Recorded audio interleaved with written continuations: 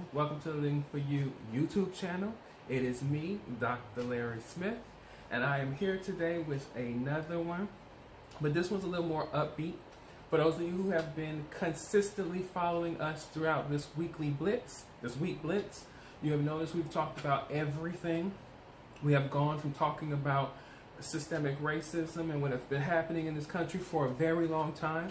Then we went on forward and we even talked more about rioting and how rioting plays its way into United States history, and we gave historical context in both of those videos.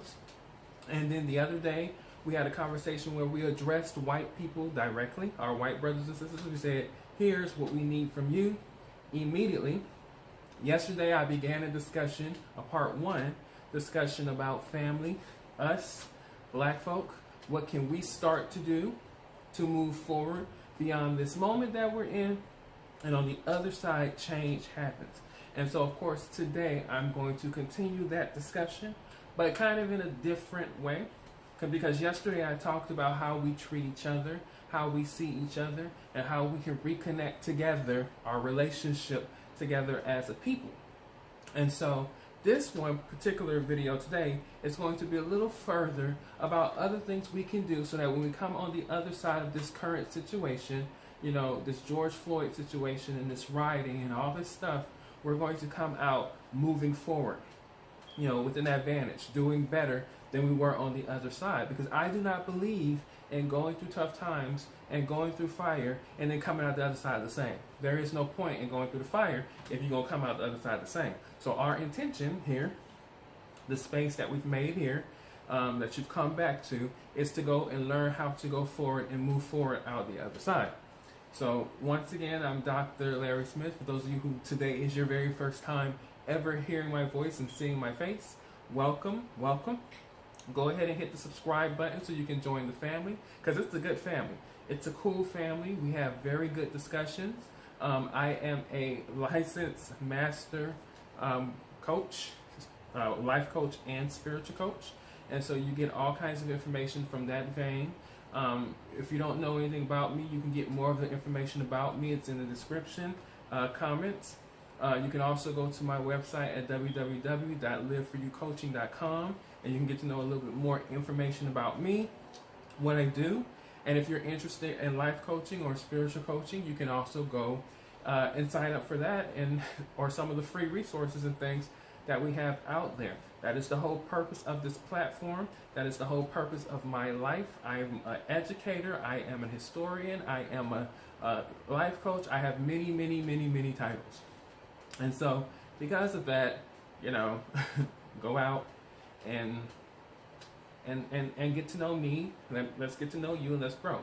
Those of you who are repeated family coming back for more, I thank you. I love you. I appreciate you. I value you, and I see you. And I know that you are important to this, to me, to the world, and you're here to want to change the world. If you keep coming back here, you obviously are getting something of value. So I want you to take some of this stuff and go out there into the world, share with your family, share with your friends, share the videos, bring them into the family so that we can grow and we can be better. Because like I said, there's no reason for going through what we're going through in this moment right now if we're going to come out the other side the exact same way. And so that's why we're here. That's what we're doing.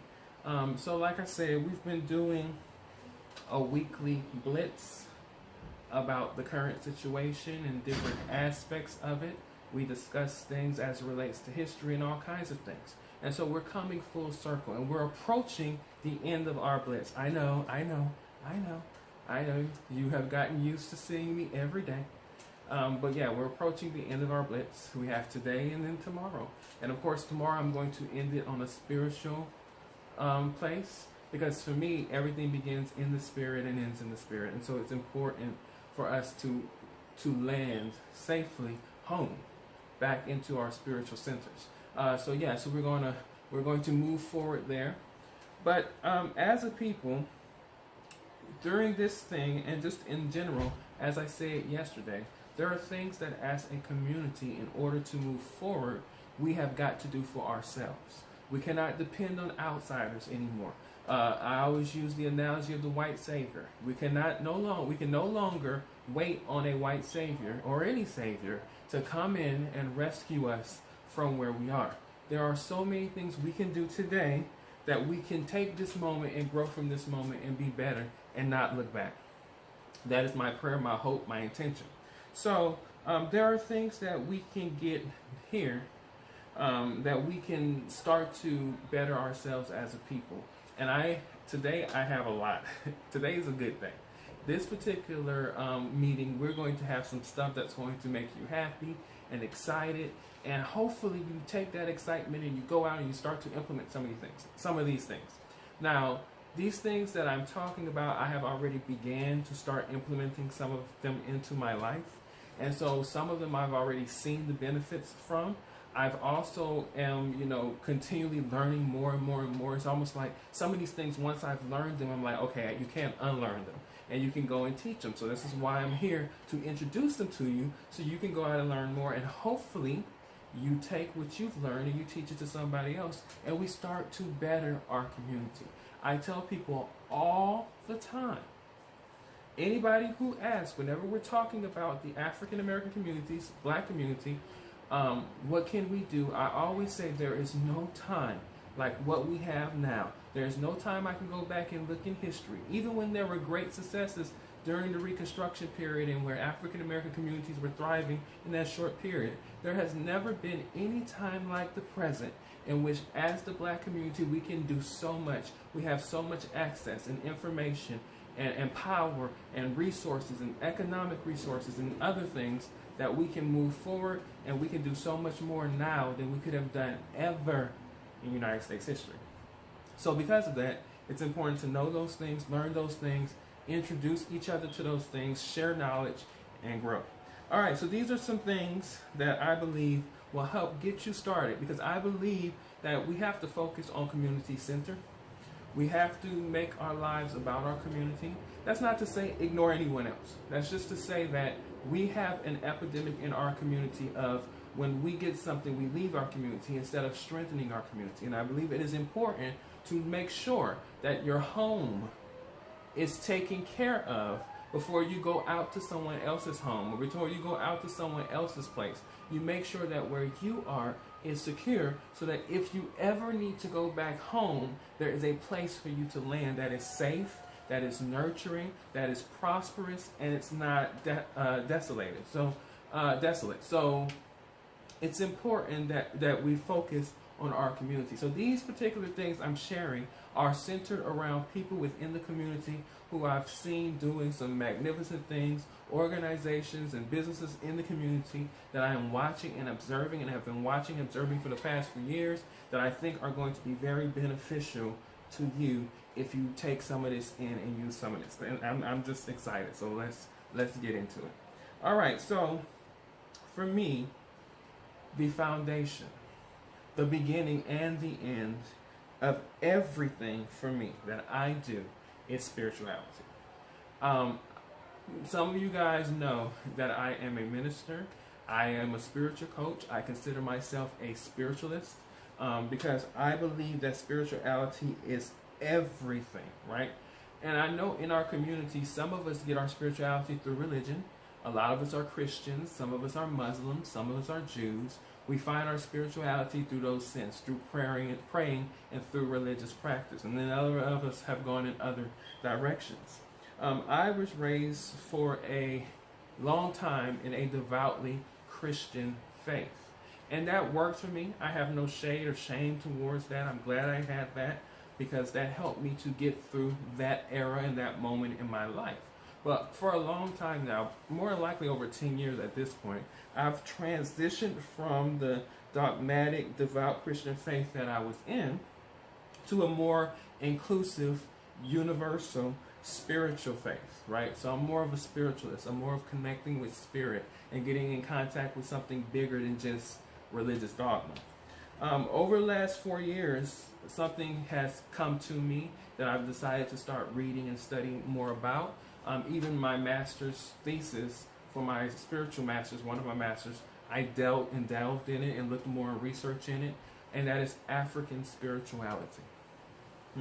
studying and learning and implementing certain practices of my African ancestral spirituality. And Harvard University is getting into it. Other schools that are well known, prominent, Princeton and Yale, are kind of starting to get into it. Harvard actually has a program that is centered around African spirituality. And so they did a study that showed that actually many young African Americans, many young black people, many of us who have grown up in devout Christian faiths or Muslim faiths, have beginning to transition into African spirituality. So what I'm doing really is in touch with what a lot of young people are doing, kind of looking back into who we were, right? Who we were. For those of you who are a little uncertain about African spirituality, because we know how colonialism seems to sometimes distort what things are or to change what things are for many reasons, African spirituality is what was present in Africa prior to Christianity and Islam. Well, Islam came first, but prior to Islam and Christianity in Africa, African spirituality or African spiritual practices were there. And those are, and all people who are descendants of slaves in the United States were from Western Africa, mostly. Most Western, Northwestern, South, and Central Western Africa.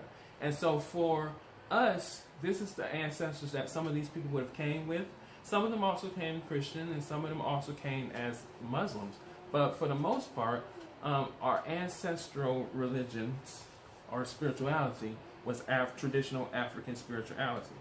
And there's a lot of information that you can find on there. I'm not going to go into details on it. Maybe I'll do a video later on African spirituality and talk a little bit more about it, what I've learned in my research and what I implement and practice. I'll consider that. But if you're looking for rediscovering your ancestral roots, the spirituality of your ancestors as a way of reconnecting to your identity, because I know a lot of people are, here are some suggestions. There are works. There's a Harvard professor named Dr. Jacob Olupona. Dr. Jacob Olupona. And he is a professor of African indigenous religions. He is also a professor of African American studies. So he knows quite a bit about these things from on a doctoral level.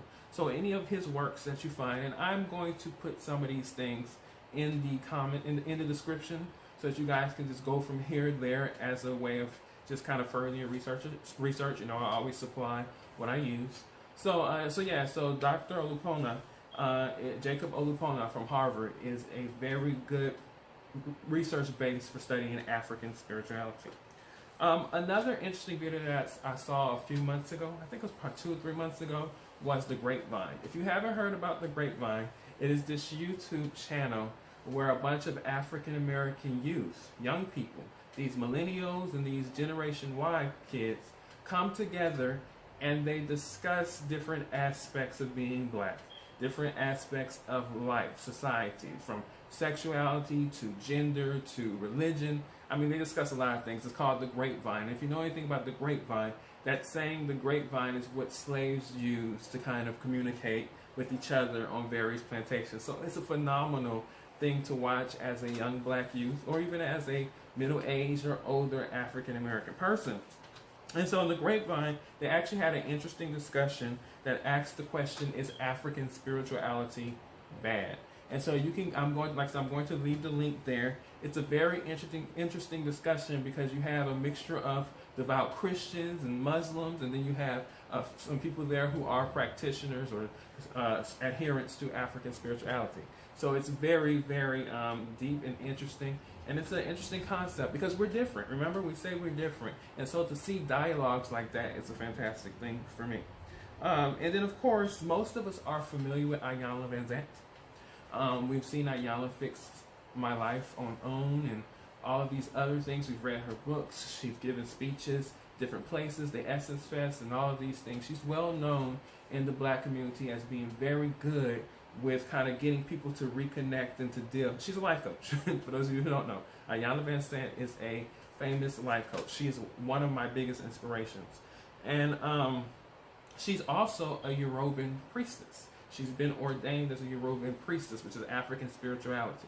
And so she is very much familiar with that, but she has a way of interweaving that with mainstream society and spirituality and communication and common sense to help people understand. So if you're looking for like just kind of an ease into African spirituality, Ayala is a good way to get there. Find her books. She's on YouTube. I'll link her page and all kinds of other things. She's a good resource and kind of an introduction to more of that side of you, African spirituality. So spirituality is very important, and if you're interested in getting to know about your ancestral spirituality, I highly recommend African spirituality. Second part is, I think it's highly important that when you are getting to know yourself, you get to know your past. I think you cannot know who you truly are in the present if you have no clue who you were and who your people were in the past. So it's important to know where you've been to know where you're going, I think. And so therefore I think it is vitally important. I know for a fact, being an educator, being an African American history professor, and working for many, many years, 18 years as long as I've been working in education, I know for a fact that there are many people, including many African American people, black people, who have no full understanding of the rich tapestry and history of African American people. And that is a tragedy, because that is our foundation. It gives us a sense of pride. It makes us know who we are, where we've came from, what people have gone through to get us in this great moment that we're in right now. And so I think it's important to know your history. And so, of course, guess what? This is a big announcement, right? This is a big announcement. This is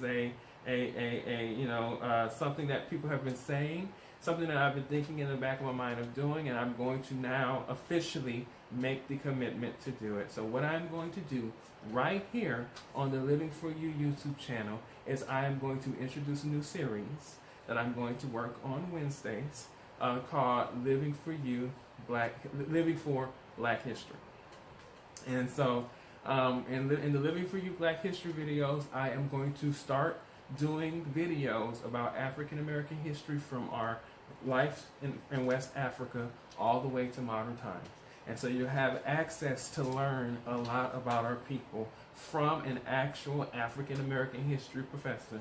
And I put a lot into it. You guys come to my videos, you know how I do. So I will put what I put into it with videos and with different pictures. And I want to make it a very, very music. I'm going to add music, all kinds of things. So you've heard it here first. I'm making my commitment. The Living For You YouTube channel is no longer going to be just 2 days. It's going to be Monday, Wednesdays, and Fridays. And on Wednesdays, I'm going to start a series called Living For Black History, where you can come here and you can learn about your history. So there is no excuse. There'll be no excuse for people saying, I don't know Black history, when you'll have this free resource that is going to be putting out there some deep history. And there are other historians you can check out. John Hope Franklin is my favorite. But there are many, many, many. But I'm going to do that video series for you beginning this week. So look out for that. Make sure you follow that. You like those videos. You learn from those videos. And you share different things that you learn. How about that? So this is a major announcement. Major announcement. Anyway. I think also, at least thirdly, it's important for us as African Americans to get our economic game up. Because one of the things that is happening is that we might be hollering and protesting and saying we want you guys to give us equality and equitable treatment in this country, but at the end of the day, they're not going to always listen, right? They're going to say, this is the same song y'all have been singing. And we've been singing the same song because it's been the same experience for a very long time. But that's not even relevant to them. However, what I will say, what is relevant and what does put a kind of a somewhere where we can talk and have a deeper discussion, it definitely has to do with economics. When the green start disappearing, ears start listening. When the green is affected, ears start listening. So it is important that we know. An important way to make a statement is if we strengthen ourselves economically. And there are many ways to do that, But I have a few things for you that I'm going to share today. These are gems that I'm implementing in my life or that I have already implemented in my life. And so these are going to be great. You guys are going to enjoy each and every one of these things. So, here's the thing. The very first one to note is I believe everybody should go out and study Dr. Boyce Watkins. Dr. Boyce Watkins is an economist, can't even say it, an economist, and he knows so many things, from investing to savings to money making, business building. He has an institute that is called the Black Business School. I highly recommend that you go out to the Black Business School and you learn as much as you can, because there's so many. I think it's the blackbusinessschool.com. There's so many things out there that, and like I said, I'll put the information, but it's a wealth of information on black economics. Because I say this, Dr. Watkins say this, and a whole bunch of other people say this, that black economics is different from American economics. And so we have to focus on a more black, African-American centric economics for us to be able to move forward. So Dr. Boyce Watkins, to me, is one of the premier resources as it relates to black economics. Another thing that I recommend that I think is very important we don't think of is you got to build your credit. Credit is insurmountable. Credit is invaluable in this moment and just in general. Everything in the world, in this country, operates somehow on a credit system. You can probably look in your life right now and probably point out so many things in your life right now that are credit based, from credit cards to your car loan to your mortgage to even your rent, whether you know it or not, because chances are your rental company or whomever owns the building you live in has a mortgage that they're using your money to pay for. So credit is all around us. It's everywhere. And in the United States, you have to build your credit. So my second suggestion as it relates to economics is do what you need to do to start to make your credit better. Right? Start building up that credit score, building up that number. And I know there are people who disagree with that, but I'm telling you, start building up that number so that you have that as something to leverage, right? Because one of the things that is very important that we don't know, that we're not taught as children, we're actually taught the very opposite, is that credit is good. I know I was taught that, oh, you don't want to have all these credit cards, oh, you don't want to go into all this debt, that's not good, you want to stay clear from debt. Rich people don't stay clear from debt. That's a big one. Rich people do not stay clear of debt. Rich people aren't afraid of debt. In fact, they have learned to use debt to their advantage to get richer. Right? This is how you put yourself onto some game. Rich people aren't afraid of debt. They aren't afraid of using credit. They use it as a way of getting rich. The secret is when you do build credit and you do use credit, that you get out of it quickly and you don't stay in it. See, staying in it is when the interest rates kick in. Some of you have credit cards that you didn't have an interest rate until the end of the year. So you had 12 months to leverage that into something more for you and build wealth using that if you have played the game right. So, like I said, these are things our parents don't tell you, but I'm about to put you onto some game. You ready? I'm about to put you onto some game. All right, so here's the thing. You got to make smart debt decisions.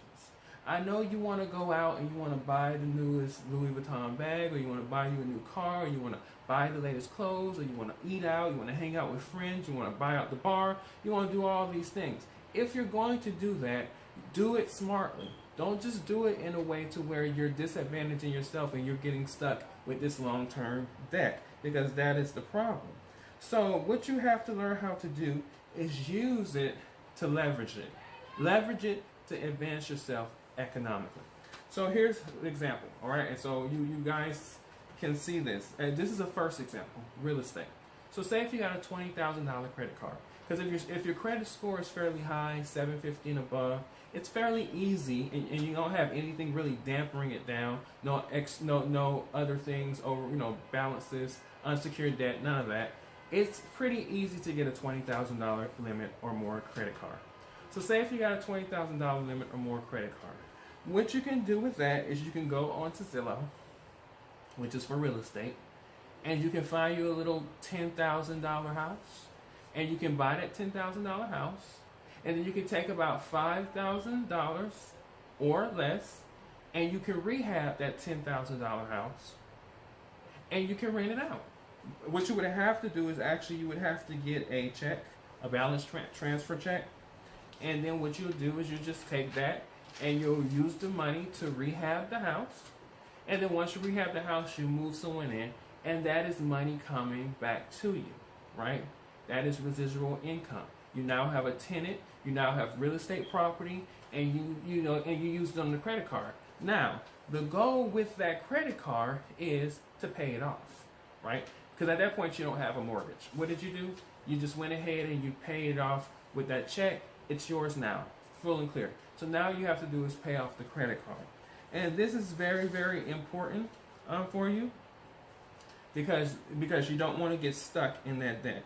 So here, but now you have the house. So you have an asset to leverage, okay? You have another asset. And you can do that as many times. As long as you clear your debt off early on, then you can go get another $10,000 house or cheaper and rehab, or another and then rehab. So you can and build equity in all of them and put tenants in all of them, and get this residual money as far as income coming in from your monthly rental payments.